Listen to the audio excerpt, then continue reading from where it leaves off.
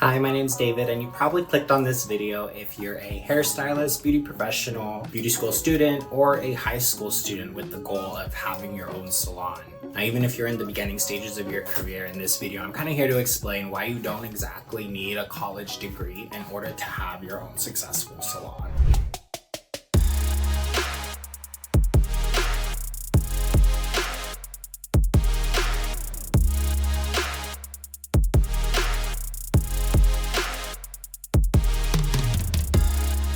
I've been a hairstylist for about 11 years now, and I've worked at 4 different salons and 2 beauty schools. And when you're working in a beauty school, you really do get an opportunity to talk to students and figure out what it is that they want to do with their lives. What path do they want to go on in this career? And what a lot of students would say was that they wanted to go on to university after beauty school to get a degree in business because they wanted their own salon one day. Now, of the 4 salons that I worked at, not a single one of those salon owners had a degree. None of them went to college. They just went to beauty school, honestly. And the other thing that I noticed about them was that they all used the same methods to help grow their business. Now, when I think of business, I think of it like a game, and I'm just another player playing the game, and I'm learning how to play as I go. Trial and error. Some things don't work out. You learn from it, and then you just do better the next time. And yeah, it is scary trying to open up your own business, but the longer that you do something, the better you do get at it. Now, yeah, if you want to have your own successful, sweet mini salon or 10-chair salon, you do need some foundational knowledge of the industry. But you are getting that from going to beauty school and even working in a commission salon here and there. The more you're in this field, the more you're gonna learn from people around you and other business owners that you work from. And at the end of the day, going to beauty school is gonna be substantially cheaper than what you'll pay for an associate's degree. For my beauty school program where I went, the whole program costed about $16,000. And what a lot of people don't know is that you can still apply for FAFSA, grants, scholarships, student loans to help relieve that financial burden. And although my program did cost $16,000 after grants and scholarships, I only had about $10,000 worth of student loans that I didn't even have to pay at the time while I was in school. I didn't have to pay them till I was out of school and already working. I had a grace period before I even had to start making payments on them. And they were income driven as well. So depending on what I was making, that determined what I would have to pay. So all in all, student loan repayment wasn't really something that I noticed because it really wasn't a huge financial burden for me. Now, there are a lot of good and a lot of really bad beauty schools out there, I'm not gonna lie. There's a lot of people who have terrible experiences. And I did have a colleague tell me one time, another stylist that I work with in a salon, she was like, "Damn, it's so sad. Beauty schools are becoming just like a money-making business.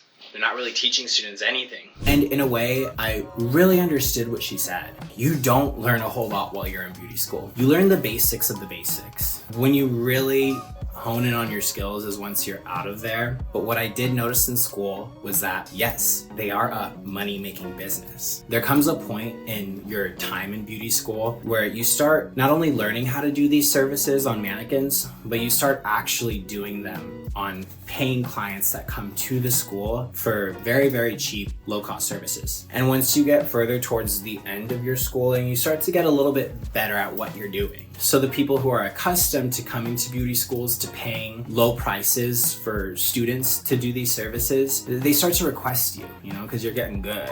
And there does come a point where you find yourself doing services that you just don't really need to be doing at the time. You have other stuff you need to get done because you need to get out of school. You need to move on with your life and your career. But you keep getting booked with these services that are just taking up your time and keeping you in school longer because you couldn't do the work that you needed to do for that day because you were too busy doing these services that you just don't need to be doing right now. And those services are generating income for the school. And I did notice this while I was in beauty school. And it didn't really upset me. I learned how to manage my time and just get what I needed to get done. But what I did notice was that beauty schools are just playing the game like every other business out there. And I only learned that because I was in beauty school and I was experiencing it.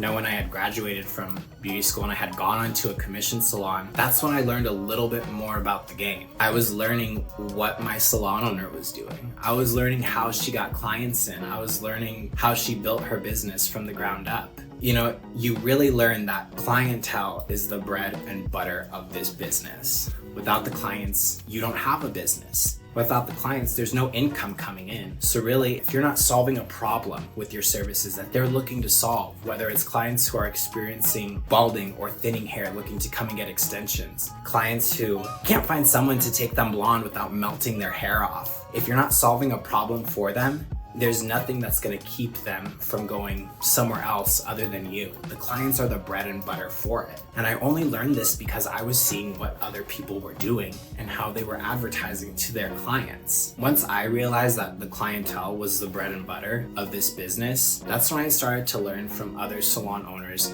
how they built up their business. So that way I could mimic the exact same thing for myself and start building my own books and get myself booked out. Every single woman that I worked for in all 4 of those salons, they all started out small, just like me. They worked in a salon in a singular chair by themselves. Some were on commission, some were booth renting, some were renting out their chair, some went straight into a suite, but they all started with just themselves. And they were really trying to figure out how to play this game, how to get themselves booked, how to get clients in their chair and create money for themselves. Once they had that figured out and once they got themselves booked out, we all get to this point where we have an influx of clientele, an overflow of clientele, of inquiries, people coming in wanting to get their hair done. And you can either refer them out to your bestie across the way, or you can start to think, maybe I can do something with this extra clientele that's coming in. And that's when you start to expand and maybe bring on another baby stylist who needs to learn how to do hair a little bit better than how they were taught in school. And once you have a stylist working underneath you on a commission basis, that starts to generate some passive income for you. And from there, you can hire another stylist, and then slowly grow your business. Maybe starting out in a suite where you can fit 1 or 2 people. So like I said before, all these women that I worked for, all 4 different salons that I worked for, they all did pretty much the same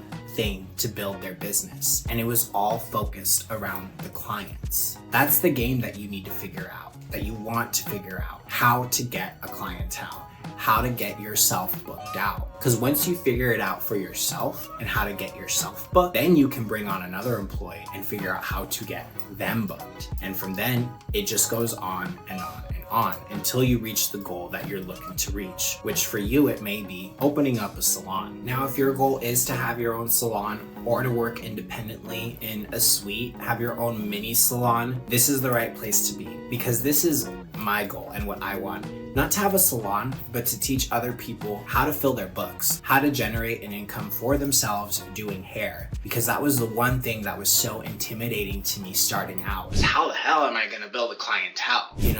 Getting clients to come to you, it is the hardest part of this business. How to advertise to them, how to have your phone ringing with just new clients who found you online, who wanna get their hair done. Because once you figure out that game of how to build a clientele, everything else becomes so much easier to do. You can go on to any avenue that you want with your business because you figured out how to have the income coming in order to pursue whatever it is that you want in this field. And this is completely possible to do even if you're just coming straight out of beauty school and you haven't put in a whole lot of time into developing a social media platform for advertising. There's a lot of tools out there that have existed long before Instagram completely took over, and then TikTok that stylists have used to build up their clientele and their businesses, and things that you can do immediately straight off the gate, right out of school, to get yourself up and going and to have your phone ringing with new clients just inquiring and wanting to come in and get these services done. So if any of this resonates with you, please go ahead and like the video and subscribe to it.